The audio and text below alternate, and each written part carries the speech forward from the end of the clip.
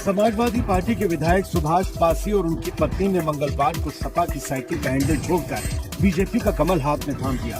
दोनों पति पत्नी अब बीजेपी के हो चुके हैं और इस तरह बीजेपी ने सपा से अपना इंतकाम पूरा कर लिया। दरअसल सपा प्रमुख अखिलेश यादव ने पिछले दिनों सीतापुर से बीजेपी विधायक राकेश राठौर को तोड़ लिया था।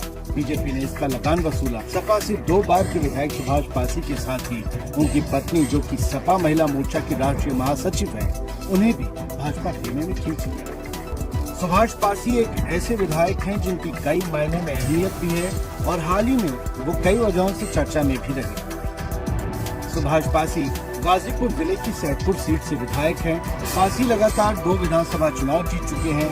दलित और पासी वोट पर उनकी अच्छी पकड़ है। उन्होंने हाल ही में गृह मंत्री अमित शाह और लखनऊ में सीएम योगी से मुलाकात की थी। इसके बाद से उनके बीजेपी में जाने की आशंका जताई जा रही थी, जिसको लेकर सपा नाराज था। इसके बाद समाजवादी पार्टी ने पासी को निष्कासित कर दिया और पासी ने बीजेपी ज्वाइन कर ली। पासी के बीजेपी ज्वाइन करने से पहले ही समाजवादी पार्टी ने ट्वीट कर पासी को पार्टी विरोधी गतिविधियों के आरोप में सपा से बेदखल कर दिया। सपा समाजवादी पार्टी के लोकप्रिय नेता 2 बार से विधायक रहे ऐसे सुभाष पासी जी और इनकी धर्मपत्नी रीना पासी जी, जो वर्तमान में महिला मोर्चा की सपा की राष्ट्रीय महासचिव हैं, सामाजिक क्षेत्र में और उत्तर भारतीयों के लिए भी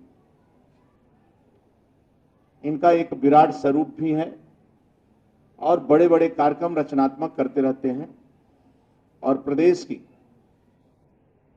एक वहां पर परिचय भी है उत्तर भारतीय लोगों का और 2-2, 3-3 लाख के भी कार्यक्रम करते हैं। इसलिए भारतीय जनता पार्टी के लिए महत्वपूर्ण है और आपने आदरणीय मोदी जी की लोकप्रियता, गरीबों के लिए जो काम कर रहे हैं और गरीब कल्याण के लिए जो योजना है आदरणीय मोदी जी का, और राज्य के अंदर आदरणीय योगी जी के द्वारा जो राज्य के अंदर कानून व्यवस्था है और कानून का शासन है, और जहां कानून का शासन होता है वहीं शांति होती है और जहां शांति होती है वहीं विकास होता है।